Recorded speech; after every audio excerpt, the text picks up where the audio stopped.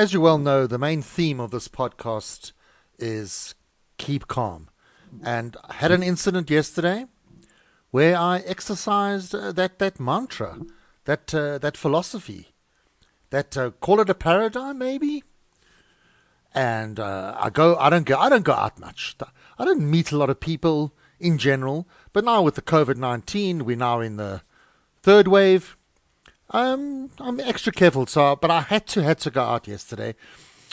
Don't meet a lot of people, and when I do meet people, most of them are relatively reasonable, intelligent. Not all rocket scientists. I'm not saying they're intellectuals, but reasonably intelligent people. I think I'm very lucky with that. But yesterday, an incident where I go to one of my fragrance suppliers. I buy oils from them. And, a little bit of small talk. Hello, how are you? Sure, things are tough. I notice they're very quiet. It's a big place, but it's me and maybe two other customers. And I say to the lady, I've known her for 6, almost 7 years. Thought she was a reasonably intelligent person, feet on the ground, level-headed. And I say to her, oh, sure, just waiting. Things are tough, just waiting for the vaccine. Just can't wait to get my vaccine. Because I'm not 50 yet, so I'm 49, so got to just be patient. Now, with women and their ages, I know this woman is over 50, but I'm not going to say anything. And I just, I kind of like implying kind of like seeing whether she'll say, oh, I've had my vaccine. She says to me, I don't believe in the vaccine. No, I'm not having the vaccine. I don't believe in it. So I look at her and she says, it's the same as sucking on a candy stick. Those were her exact words. Sucking on a candy stick, she says. Don't believe in it. And I just look at her. And that's where I just, the growth was exhibited. My maturity, I just remained calm. I thought to myself, you know what? This is not my place. I'm not going to go into a tirade. I'm not going to start pontificating. I'm not going to start telling this person what to do. I just gave I gave a good, nice, big smile. I just said to her, no comment. And no comment. This is a single mother. She's a widow. Husband passed away some years ago. She's got one daughter. I think the daughter's 20. I don't know if she's got other relatives, so she's willing. She's going to die. If she got COVID, maybe she'll die, and then her daughter will be an orphan. Anyway, that's what we're dealing with. And then on the other side of the coin, then you get reasonable, intelligent people. My friend Mark phones me in quite an excited state. He says, listen, I'm at the Dischem in Midrand. That's just north of Johannesburg. And I'm getting the vaccine. Listen, I'm going to forward you the link. It's a Dischem link. And just register and go to any Dischem. Do it. I say to Mark, but Mark, how old are you? I'm 45. And then he explains to me, so I say, but how did you get registered? So there must have been some glitch in the Department of Health system earlier in the year, and Mark managed to register. I've tried to register, but it picks up your ID number and it says, no, you're not 50 years old, you can't register. So Mark says, try it anyway. So he sends me the link. I click, now it's a Dischem link. So I click on the Dischem link, and you can't go further on. It gives you another thing to click on where you've got to click to the Government Department of Health COVID. It's called EVS or something. You got to go there. So it takes you back to that. I couldn't register because it gave up. I tried to jippo it. I tried to pretend I was 50. I said, yes, I'm 50. So I lied. But then when you fill in your ID number, they pick it up. There's little men, there's little work bees in the machine that are looking, and they're seeing that, hey, he's lying. So I was caught out. I was caught in a lie. So I said, Mark, how are you gonna pull this off? You're 45. You don't look 50. Turns out I haven't seen Mark in maybe over a year. Very clever guy. You know what he did? He put on a bit of weight, let himself go a little bit, because he was looking solid. He was looking quite svelte. He was looking like a Greek god. He says he's put on about 15, 16 kilograms, a little bit of a double chin, and he says he's also what he did. Clever thing he did as well. He got clothes that he wore in the 90s. He's wearing those clothes, little bit tight. So he's like a paisley shirt. He's got like a pair of denims that is obviously from the 90s. It's like that stonewash denim thing. Nobody wears the stonewash denim anymore. So, and then a little limp. He said he's giving himself a little limp. He's going to tell them, a lot of over 50-year-olds. He's going to say he's got gout. He's got gout in his right big toe, bit of gout. And then, how's this for a clever touch? He didn't brush his teeth, because a lot of once you're over 50, sometimes you forget to brush your teeth. I said to him, "Geez, nice touch, clever." And he said to me, you go through various checkpoints, and he had already gone through 3 checkpoints, and they were fine. They saw his ID number, but I mean he's 45. He's not close to 50. But, they saw he looked about 50, because of the clever disguise. Says he didn't shave that morning because, a lot of over 50-year-olds, they forget to shave. And then the bad breath. And the little lump. And then I just WhatsApped him later and I said to him, "Hey, so did you manage?" He said, "Yes, he got through. He got the injection." Brilliant. Clever, man. So, people are telling me that I'm 49. I'll be 50 in September only. That's in 8 weeks' time. Just less than 8 weeks, because I'm a 1st of September child. Spring Day. I've been told, you know what? You're on Discovery. Take your Discovery card and your ID book and just pitch up. Just go to Discovery. Just go do that. So I've been toying with that idea. Then my wife has another idea. She says, because my sister and her husband, they're going today. But they've registered, everything's legal. Go with them and pretend you're their driver and just say, can't you just squeeze me in as well? Then my wife says, get a letter from your doctor. Get a letter from your doctor to explain, listen, got a bit of borderline diabetes, hypertension, which is a fancy word for high blood pressure.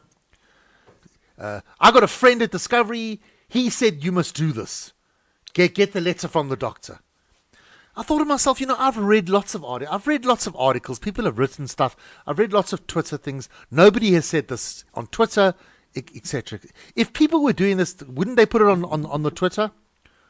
Or maybe they're really stum and they're not telling anybody. Mm-hmm. So I'm still undecided. What I very well might do, because tomorrow is Wednesday. Tomorrow is the last day of the term of school for my daughter. So I don't have to especially be up to make sure that she's online, because I got a supervisor. I got to make sure everything's working with the internet. Sometimes the internet goes down. I got to be there. But Thursday morning I don't have to be there because she's on this holiday. Why the schools are going on holiday is beyond me. I think they should push ahead for another 2 weeks of online learning, just to go ahead, because just in case this COVID thing gets worse, and just to give us some extra time. Why? Anyway, that's a completely different story. So from Wednesday, my daughter's on holiday for 2.5 weeks. So maybe what I might do Thursday morning. I know it's wrong. I know it's not the right thing to do, but I might do it. Thursday morning, I might just go with my Discovery card and my ID book, and I might just go to Discovery. Because at the end of the day, that person with the rubber stamp, minimum wage, sitting behind a desk at Discovery, they're going to, hey, the guy schlepped all the way. Nobody will know. Give him the needle. That might happen. Am I a bad person if I do this? Am I wrong if I do this? Possibly. But you know what? I'm willing to live with myself. What I won't do, if I do get the vaccination on Thursday, under the table, hush hush, I'm not going to be all vaccinated snub. What is it? Snub vaccinated. No, that's not the right word. I forgot the expression, but you know what I mean. I'll say, oh, by the way, I got vaccinated yesterday. Let's move on. I won't, that's it. And that'll be the end of the conversation. I won't carry on. Yeah, this is serious stuff, eh? Friend of mine, Stephen, we haven't spoken to him for a couple of days. Bernice sent him a WhatsApp. Hi, Steve, how are you doing? Haven't heard from you lately. Oh, I've been lying in hospital for the last 10 days. He's with COVID. He's on oxygen. Then he sent a photo. He's on the oxygen. So everyone, it's just you gotta be so careful. But some good news. I looked at the graph. I looked at the steep gradient. Breaking story last night. Looking at the gradient of infections, it's just tipped over and it's just turned down. So it's on the way down. So all going well.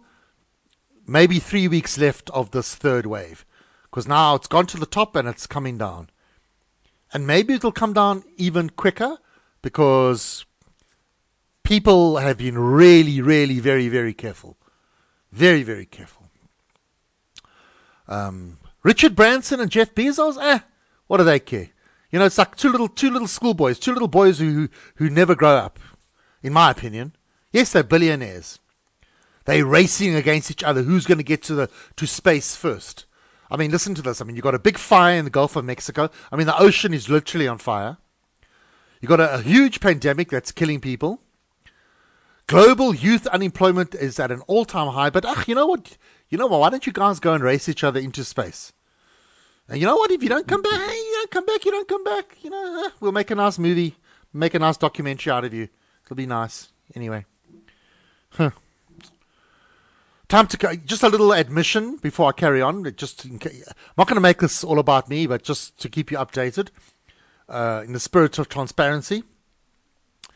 131.4 kilograms. Okay, I admit it. I weighed myself this morning. 131.4 kilograms. Yep. Fallen off the way. I was 138.4 at the beginning of the year. So I'm still 7 kilograms down. And yes, I admit it. I have investigated and explored the various wonderful desserts at Woolworths. There was a new one. I had to try it. I wasn't sure whether it was good or not. I had to make sure it was good. There was another one that I do know that it's good, but I just had to make sure, in case I was wrong the first time, maybe, just to make sure they've kept it good.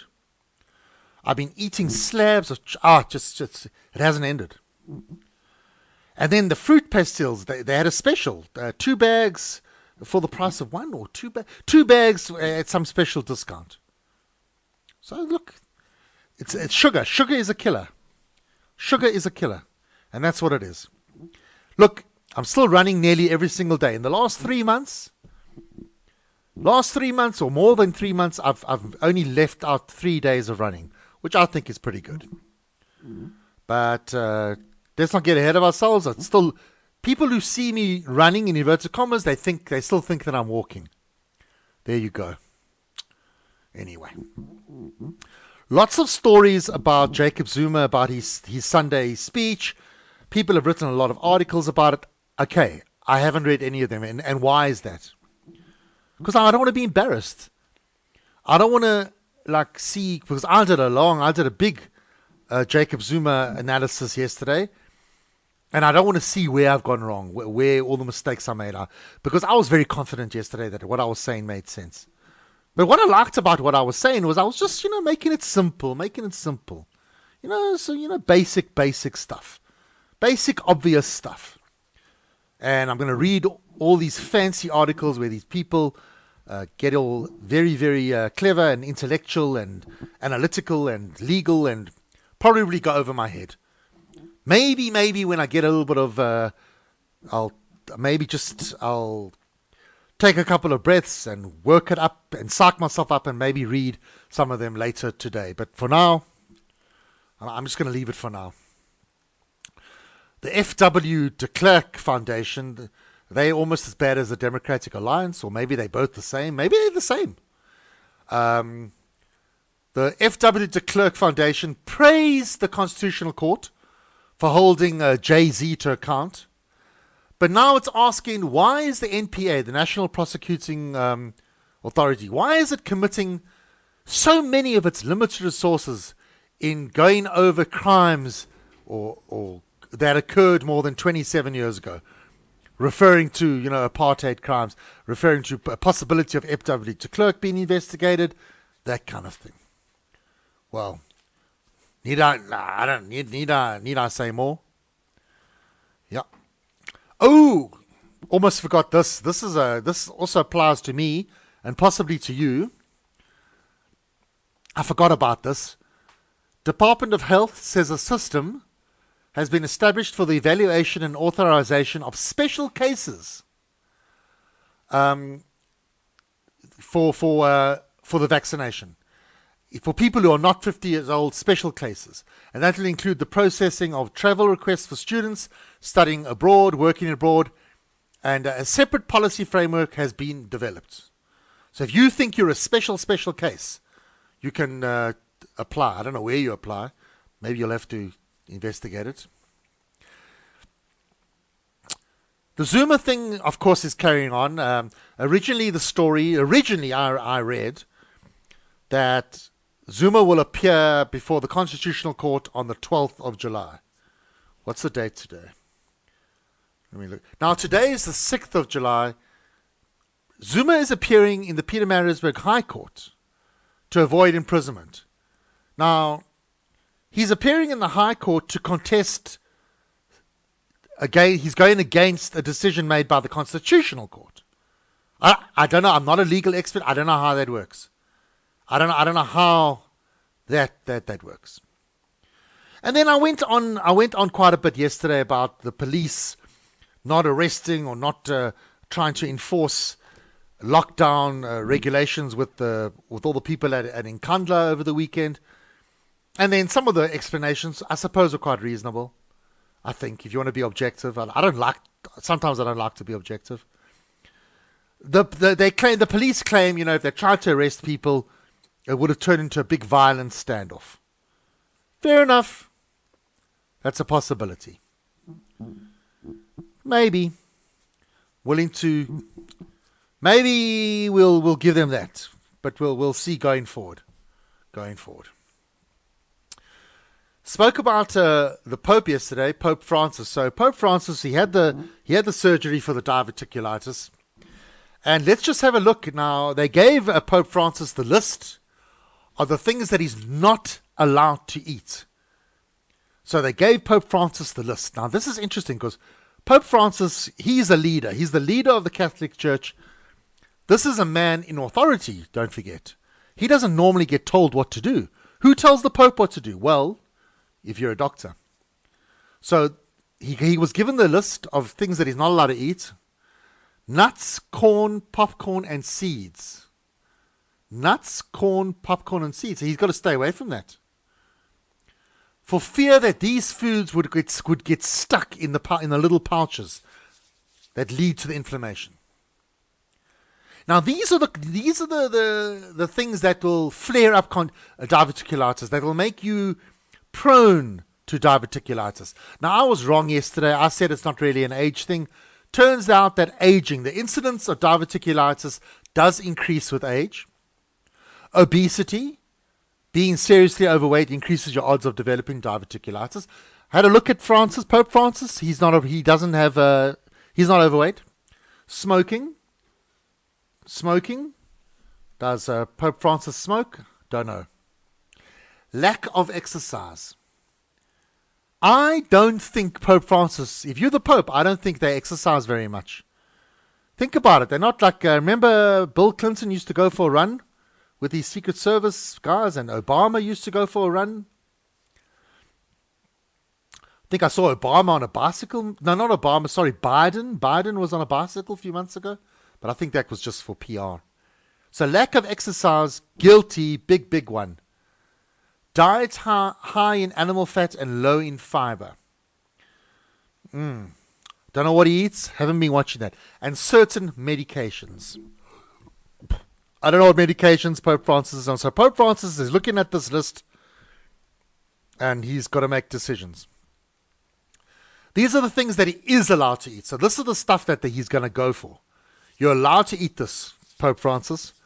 White rice, white bread or white pasta. But avoid foods that contain gluten. Gluten, if you're only if you're intolerant to gluten.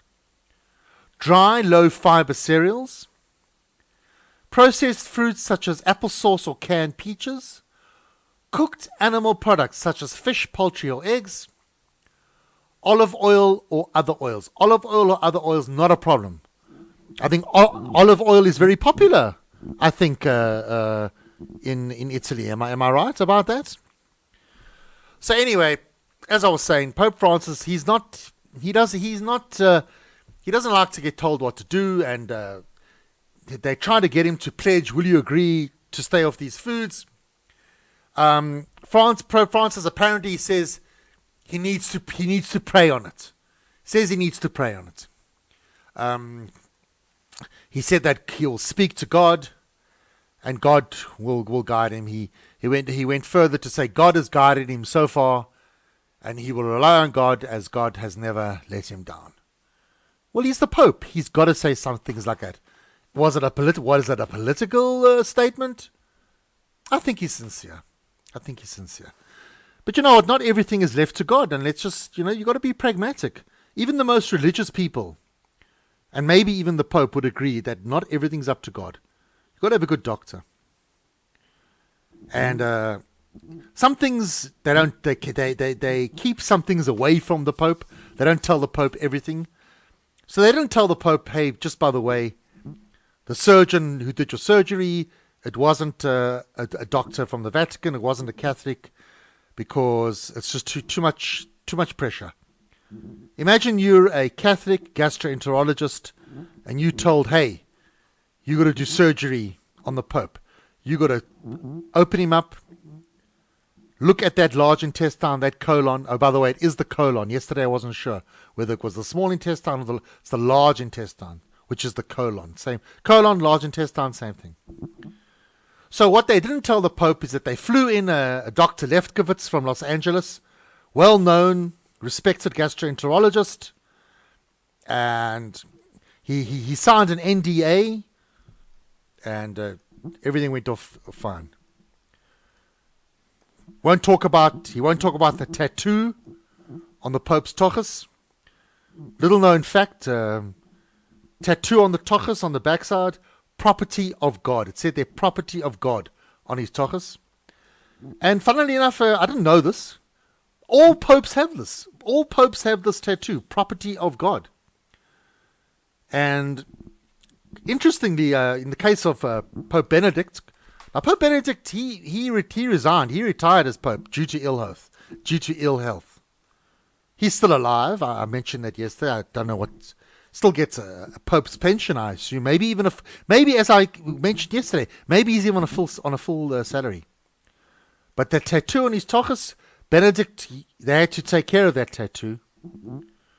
They first said they were going to go property of God free, but then the Catholic Church, they still frown upon homosexuality. They don't like any gay innuendo. Property of God free wouldn't have worked. In fact, property of anyone, the property of whatever. Can you think of I can't think of a female name that starts with God. God. No, I can't think off the top of my head. So property of Godzilla.